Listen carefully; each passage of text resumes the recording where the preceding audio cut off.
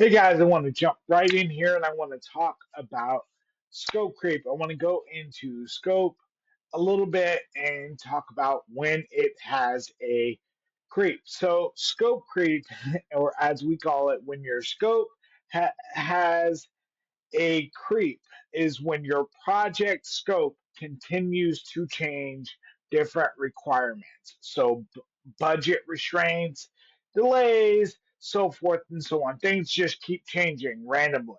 It seems to not have a pattern. Okay, so the first thing that we always want to recognize in project planning is that a project scope is basically the manifest of the business model.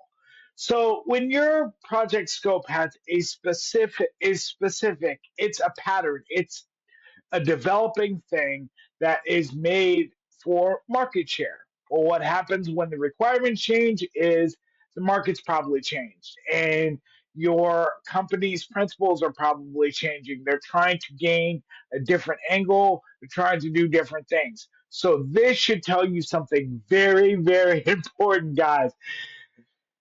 This means when you continuously you're seeing scope creep in your projects, it's because it has an origin. I can't tell you how many project managers I've spoken with that don't realize scope creep has an origin. So, what is an origin? That means the decisions that are being made, somebody is making decisions about your project and not keeping you in the loop. There's probably a department or several departments that are going over different things and they're a unified front and saying, let's change this up to gain more market share. And they're not telling you about it because if they told you about it, you'd probably be upset about it. So that is the first thing that you have to recognize about scope creep is it almost definitely has an origin. It came from somewhere. And so which means our first thing is finding the origin of the scope creep. The next thing that we always have to recognize is it's not personal. The business is trying to expand. And a lot of times, business, A/B testing, ad testing, different things, it's all about testing. They're testing markets, they're trying to figure out what consumers respond to. So, a lot of times, your requirements changing, it's not personal at all. It's just business. You're trying to figure out a way to continue keeping the business growing and expanding. So don't take it personal. I can't.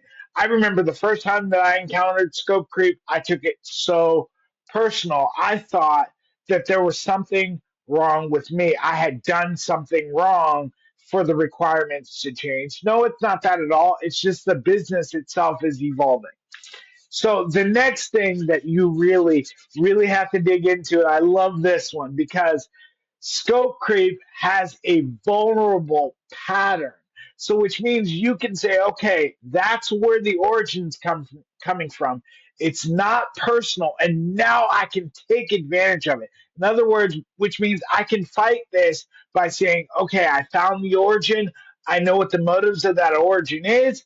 And so now I can partner with those motives so that I don't have to deal with scope creep over and over. I know the origin more than likely is the department. And if you know what their motives are, you can partner with their motives and then not have to deal with this over and over and over again. So you can actually lessen the amount of scope creep that you're dealing with, or you can just deal with it flat out faster because everybody knows what to do. We dig into that a little bit more and we're going to